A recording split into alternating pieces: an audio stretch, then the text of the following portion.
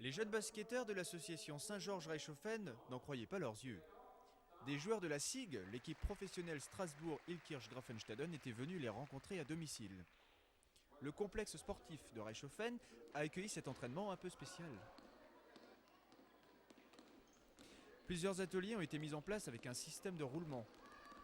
Les jeunes ont pu s'essayer au lancer franc, aux différentes techniques de dribble et à des mini-matchs.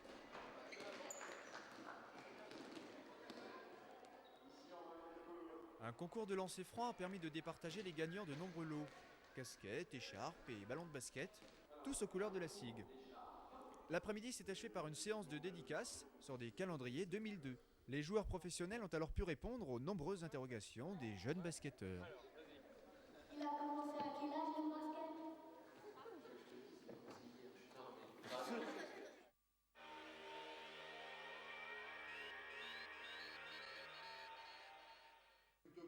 La Maison des Arts et des Congrès de Niederbronn-les-Bains a accueilli le temps d'une représentation le groupe Affiletta.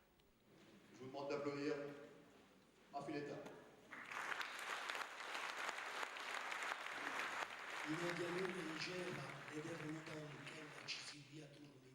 Considéré comme l'un des meilleurs groupes de polyphonie corse, Affiletta aura fait découvrir des œuvres classiques, populaires et traditionnelles.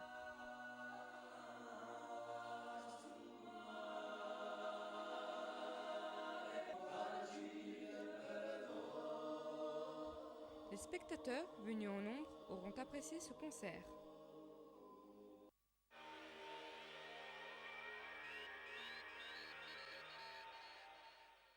Connaissez-vous des célébrités de Niederbronn-les-Bains?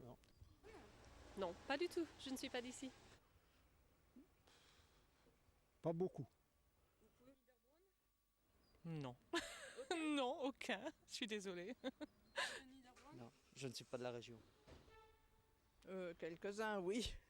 Voilà, donc dans le cadre des expositions thématiques de l'Office de tourisme, la toute nouvelle exposition qui est présentée donc dans nos locaux d'accueil, c'est l'exposition sur les personnages célèbres, les célébrités entre guillemets de Niederbronn. Et cette exposition est visible jusqu'à la fin février. Donc pour commencer, celui qui me tient un peu plus à cœur, c'est Philippe V de Hanau, dont vous avez une représentation parce qu'on ne le voit pas trop souvent dans les publications. Et lui me tient à cœur parce qu'en fait, c'est lui qui va donner une nouvelle impulsion au niveau niederbronnois, au niveau du thermalisme à Niederbronn. Donc c'est tout à fait nouveau. Tout en dessous, vous voyez Goethe. Donc c'est un peu mitigé. Vous avez des personnes qui touchent de près ou de loin de l'histoire de Niederbronn. Donc Philippe V de Hanau, vous avez Charles Matisse, qu'on verra un peu plus loin, vous avez Claude Ferréol-Panier, vous avez Elisabeth Épinger, qui sont soit natifs de Niederbronn, mais vous avez aussi des personnes comme Goethe, qui n'est pas natif de Niederbronn, mais qui a fait un passage ici lorsqu'il a fait son célèbre ouvrage les Dichtung und Wahrheit. Il a fait la traversée d'Alsace et il est passé par Niederbronn, il est monté sur le site de la Wasembourg, d'où il a embrassé l'ensemble du secteur rhénan et où il a peut-être trouvé aussi une inspiration pour son ouvrage.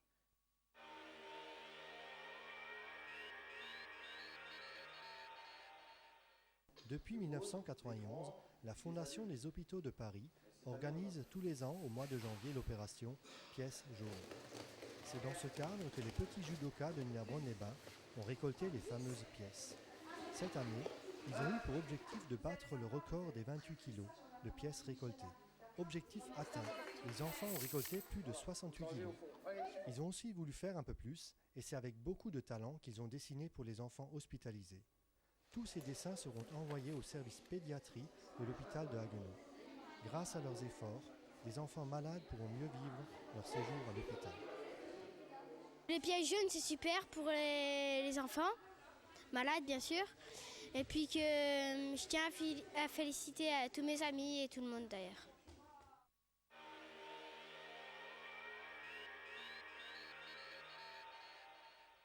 Pourquoi on en est arrivé là aujourd'hui, c'est-à-dire à l'occupation des locaux? Nous avons donc mis l'ensemble des ateliers sous alarme et nous occupons le bâtiment social. Alors pourquoi? Malheureusement parce que nous n'avons pas réussi à aboutir aux négociations d'un plan social. Ça fait quand même maintenant 10 jours depuis que la liquidation a été prononcée qu'on réclame la mise en place d'un plan social. Malheureusement ça n'a pas été fait. On a l'impression qu'on essaye de repousser l'échéance et on a l'impression effectivement qu'aujourd'hui on espère que les gens vont se lasser et que le mouvement va mourir tout seul. Le 7 janvier, on a reçu l'avis, le jugement, on a tous été atterrés par ce qui avait été décidé, c'est-à-dire la liquidation pure et simple de l'entreprise avec cessation d'activité immédiate. Les 2 repreneurs qui s'étaient positionnés ou présentés avant la prononciation du jugement sont revenus effectivement avec leur dossier, mais avec de moins bonnes conditions pour nous, c'est-à-dire que un repreneur passait de 101 à 60 personnes, l'autre était au départ de 36 personnes et on ne savait pas jusqu'au dernier moment à combien de personnes il avait fait sa proposition. Donc quand on nous a annoncé effectivement que la décision avait été prise, 3 jours après, donc le mercredi 16, on a appris vraiment avec stupéfaction que c'était la moins bonne offre au niveau du personnel qui avait été retenue. Donc c'est effectivement la société Ceres que nous on connaît mieux sous Woerth Électronique qui a eu l'entreprise avec 32 salariés de repris. Donc c'est vrai que par rapport à ça, on ne se fait plus guère d'illusions. Mais ce que nous on réclame aujourd'hui, c'est un plan social de haut niveau, c'est-à-dire des indemnités de licenciement dignes de ce nom. Ce qu'on demande aussi, c'est que les gens partent dignement. Dignement, c'est tout ce qu'on veut. Mais une semaine plus tard, la libération du site est ordonnée par le tribunal de Strasbourg.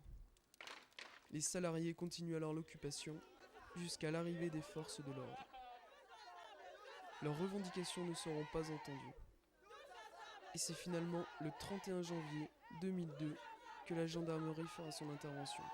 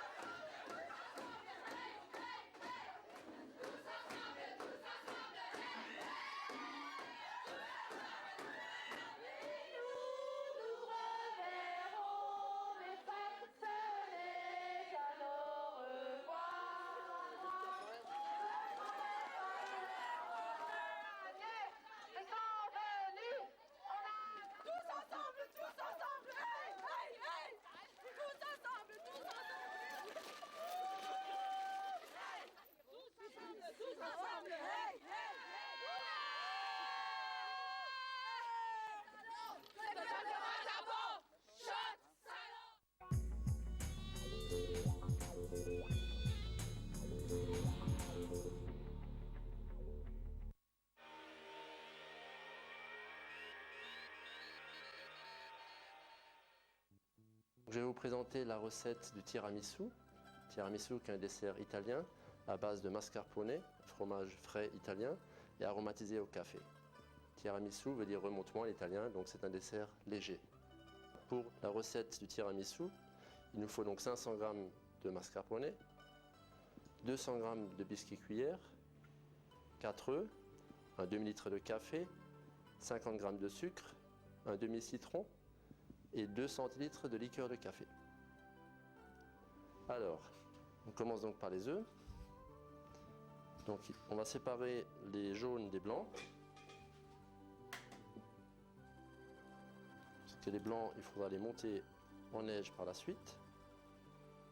Voilà, donc 4 jaunes d'œufs. On va ajouter les 50 g de sucre. Voilà. Et nous allons mélanger ça. Nous allons faire blanchir le mélange.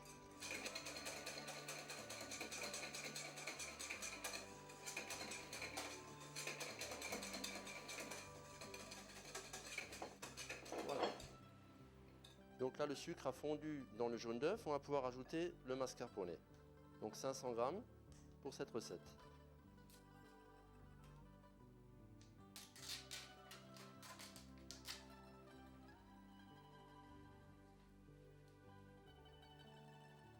Donc ne mettez pas tout en une fois, ce sera plus facile à incorporer.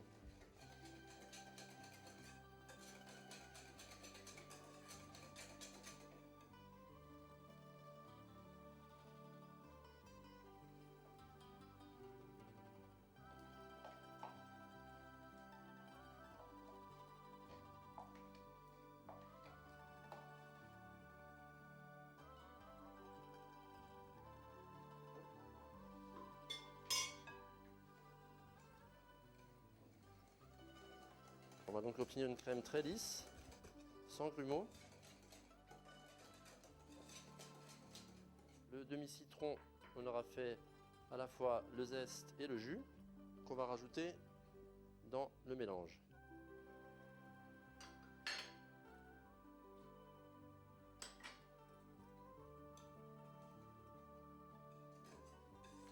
Puis 2 centilitres de liqueur de café. Alors ça peut être remplacé par un autre liqueur, comme liqueur d'amande ou même du rhum.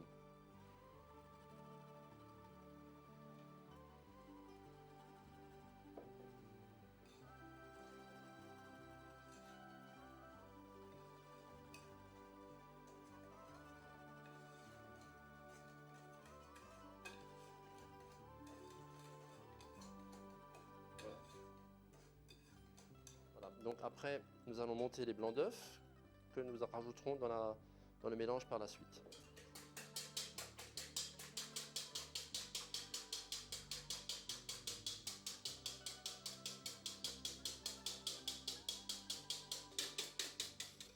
Voilà, blanc d'œuf bien ferme.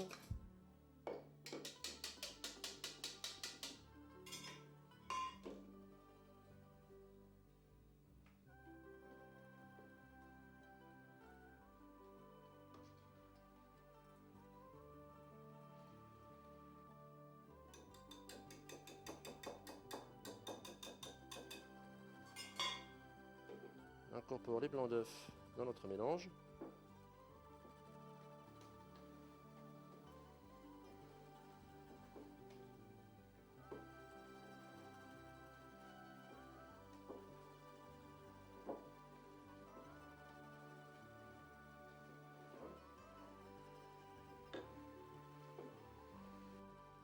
Après, nous allons dresser le tiramisu dans un plat. On peut aussi le dresser directement dans les coupes. Et dans un plat, après, on pourra faire des portions plus ou moins grandes. Donc, d'abord, nos biscuits cuillères dans le fond.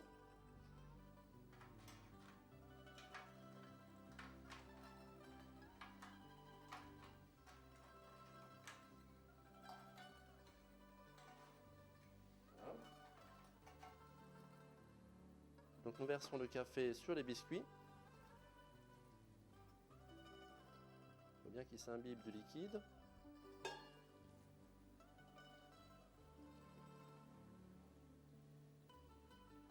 Voilà.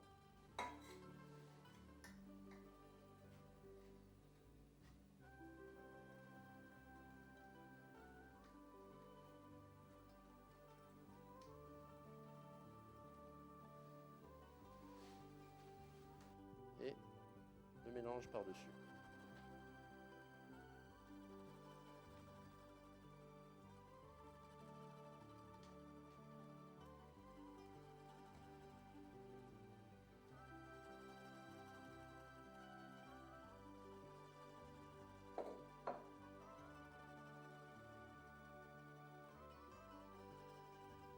Et voilà. Maintenant, il faut faire reposer l'ensemble pendant une journée au réfrigérateur pour pouvoir servir le lendemain. Après une journée, on pourra couper les portions donc de tiramisu à la taille souhaitée.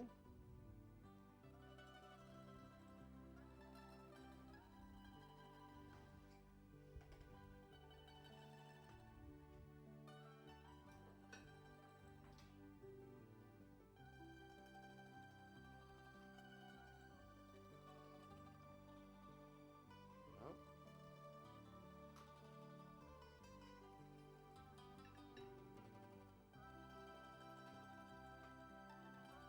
Et on finit par décorer avec un peu de cacao.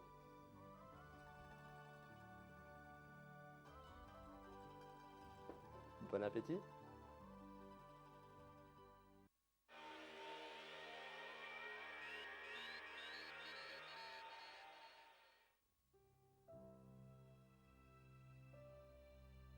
Charles et Ruth Maussoff fêtent cette année leurs 50 ans de mariage. Ont-ils un secret de réussite? À quel âge se sont-ils rencontrés? Mon mari, il est 25 ans et moi 18 ans. Alors, kon ik lauter Pfarrerhof. Familie van mijn man sind Ältere sind schon lang tot und eine Schwester hat er noch und ein Bruder, aber die wohnen weiter in Deutschland. Ich bin 1948 nach Reichshof gekommen, nach Jägertal und dann nach 3 Jahren und dann nach Reichshof und seither in Reichshof. Und mein Mann ist als Gefangener nach Reichshof gekommen und ist auch seither in Reichshof. Ich bin als Gefangener bin ich noch auf den Lüterbacher Hof gekommen und da habe ich nur 7 Jahre geschafft und dann bin ich zum Bauunternehmer Gerber gekommen. Ne? Und bis 1960 dann haben wir angefangen zu bauen und dann bin ich zum De Dietrich. Ne? Und da habe ich beim De Dietrich geschafft. Ne? Und seitdem. Und jetzt bist du Pension schon. Jetzt bin ich in Pension. Jetzt wollen wir das Leben noch ein bisschen genießen, so lange wie es geht. Ne? Jetzt hoffentlich haben wir Chance. Ne? Wir sind von der Schweiz ins Jägertal gekommen und da haben wir auf dem Bauernhof gearbeitet beim Monsieur Baron de Dietrich und dann sind wir nach Reichshof gezogen und seitdem sind wir in Reichshof gewohnt und mit 18 habe ich geheiratet und dann habe ich meine Kinder aufgezogen, 8 Kinder, 6 Mädel und 2 Buben. Er meint, ob wir ein Geheimnis haben, dass wir 50 Jahre verheiratet geblieben sind. Ein Geheimnis nicht, wir haben eins das andere geachtet und zusammengehalten. Ja, und durch dick und dünn sind begangen. Ob es schwer war oder Freude, haben wir zusammengehalten. Man muss sprechen miteinander, man muss sich aussprechen. Man muss das andere auch zu Wort kommen lassen und muss sagen, das darf auch seine Meinung sagen. Und dann muss man sich vereinigen und dann geht es auch wieder. Und nicht gleich sagen, ich will nicht mehr oder ich gehe jetzt fort. Man muss nicht beim ersten schweren Ereignis muss man nicht gleich sagen, ich will nicht mehr, ich kann nicht mehr. Man muss versuchen, immer wieder weiter. Das sollte die junge Kuppler heute auch machen. Wie sagt man, nach Regen folgt Sonne. Ne? Ja. Man hat Erfahrung, gell, aber trotzdem. Was du sagen willst oder sagen kennst, dass er soll machen, dass er auch. Ich kann dir nur mal recht geben, selber. Sie müssen sich ausreden und zusammenhalten und wenn es nicht geht, nicht gleich auseinander und der Zusammenhalt muss da sein. Ne? Es ist hart, ist hart, gell? Ist mit der Arbeit, ist wiss. Und trotzdem, man darf den Kopf nicht hängen lassen. Man muss als vorne wegschauen. Ne? Nicht da stehen bleiben und so, es geht nicht mehr. Ne?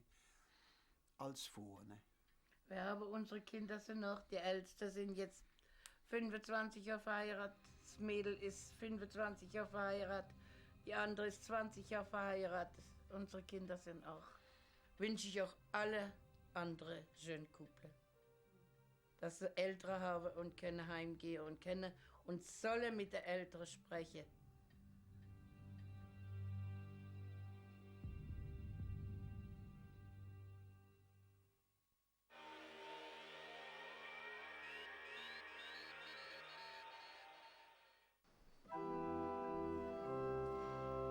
Nous sommes à l'église Saint-Michel de Réchauffel et donc nous avons l'honneur de présenter les orgues et quelques morceaux de notre répertoire. L'orgue de tribune datant de 1777 est un Stiefel, un facteur d'orgue qui a donc eu commande pour cet orgue à l'époque de la construction de l'église. C'est un orgue qui est remarquable, c'est vrai que c'est une pièce de musée mais qui est remarquablement bien restaurée. Nous avons la chance d'avoir d'ailleurs 2 orgues restaurés annuellement, qui sont accordés au moins 2 fois dans l'année et qui sont donc très complets de par leur jeu. L'orgue de chœur qui est plutôt conçu pour l'accompagnement choral et cet orgue-là qui est souvent utilisé pour des occasions festives, plus solennelles, et également pour des concerts d'orgue avec accompagnement, etc. C'est très appréciable de jouer sur un orgue pareil, Déjà, c'est vrai qu'il est puissant, il est complet. Ça fait 25 ans que je joue de l'orgue. C'est vrai que j'ai une formation de base qui est plutôt orgue moderne. Je me suis mis à l'orgue classique, liturgique, il y a une quinzaine d'années. Le passage à l'orgue liturgique s'est fait tout simplement en rejoignant la chorale Saint-Michel. J'étais chantre à l'époque et donc l'orgue m'a toujours intéressé. Et finalement, vu que les organistes à l'époque étaient une manne rare, ce qui n'est plus le cas actuellement puisque nous avons la chance d'avoir plusieurs organistes à Reichshoffen. Chaque chorale de Reichshoffen dispose d'un ou même deux organistes. Et donc voilà, je me suis mis à l'orgue à l'époque tout naturellement et tout simplement. Ces dernières années, la relève à l'orgue est plutôt assurée puisqu'il y a beaucoup de jeunes organistes, comme je disais déjà précédemment, à Reichshoffen, de par les écoles sans doute, mais également de par l'intérêt, vu que les orgues de Reichshoffen sont quand même assez attrayantes. Donc les jeunes, je pense, qui sont intéressés de jouer sur des instruments de bonne qualité. Donc la relève, je pense qu'elle est assurée, bien sûr. Ça, c'est l'orgue de chœur. Il est composé de 2 claviers et d'un pédalier. Les registres du haut sont pour le clavier du haut et les registres ici du haut sont pour le clavier du bas. Et les 5 registres du bas qui sont ici sont pour le pédalier. On a encore un registre ici, c'est l'accouplement, qui sert à coupler les 2 claviers et le pédalier pour avoir des sonorités encore plus fortes. Moi, ça me fait ma 13e année de musique. J'ai commencé d'abord par 7 ans de piano. Et là, je commence largement ma 5e année d'orgue. Et comment je suis venue à l'orgue? J'étais dans une autre paroisse avant qui avait besoin d'organistes. Et je vais régulièrement à l'office le dimanche. Et en y allant, j'ai découvert l'orgue. On m'a dit tu peux t'asseoir à côté de l'organiste. Et c'est comme ça que j'ai pris plaisir à voir et surtout à toucher un orgue. Le passage du piano à l'orgue, c'était compliqué au début parce qu'il y avait l'ajout du pédalier. Et c'est plutôt l'accord entre les mains et les pieds qui est difficile en fait. Mais avec de l'entraînement, ça vient tout seul. Et les répertoires alors sont variés. C'est vrai que nous avons plutôt choisi d'accompagner une chorale. Certains organistes, eux, choisissent plutôt de faire des concerts. Donc c'est vrai que le travail est différent. Et le répertoire aussi. Mais comme dit, il peut être très varié. Ce soir, nous avons donc fait voir des répertoires plutôt liturgiques, classiques. Par contre, il existe également des répertoires plus modernes. On peut jouer des variétés, on peut faire du jazz sur des orgues qui sont plutôt construits pour ce type de répertoire, des orgues Hammond, des orgues électroniques également, qui permettent des répertoires très variés.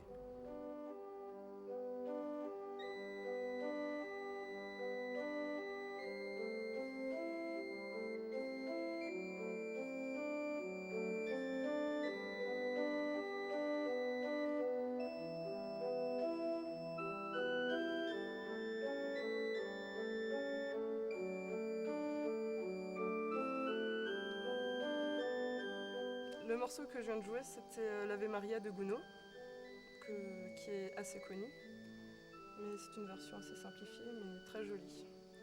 Que les gens aiment bien à l'office. Il y a des registrations conseillées sur les partitions, mais tous les orgues n'ont pas forcément les registrations qui sont inscrites, donc c'est un peu à l'oreille du musicien que l'on fait. J'ai utilisé la montre de 8 sur le clavier du haut.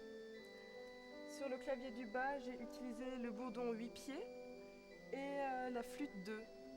Et encore pour le pédalier, la sous-basse de 16 pieds. Les orgues à Reichshoffen sont mis à la disposition des organistes de Reichshoffen, qui en général ont la clé de l'église et bien sûr les clés de l'orgue. En plus, jouer dans une église de cette architecture nous permet d'avoir une acoustique toute particulière. Déjà, l'église est énorme, les orgues sont puissants, on peut avoir des frissons par rapport à certains morceaux qu'on est amené à jouer à certaines occasions, et même seul dans l'église en train de répéter le soir ou d'autres jours, nous permettent d'avoir un loisir vraiment très intéressant et je pense qu'il nous fait à tous particulièrement plaisir. C'est sûr que lorsqu'on a des auditeurs, des spectateurs au concert, c'est un plaisir tout particulier pour nous, les organistes, si on peut leur apporter un peu quelque chose, un plaisir, une sensation et peut-être une satisfaction aussi.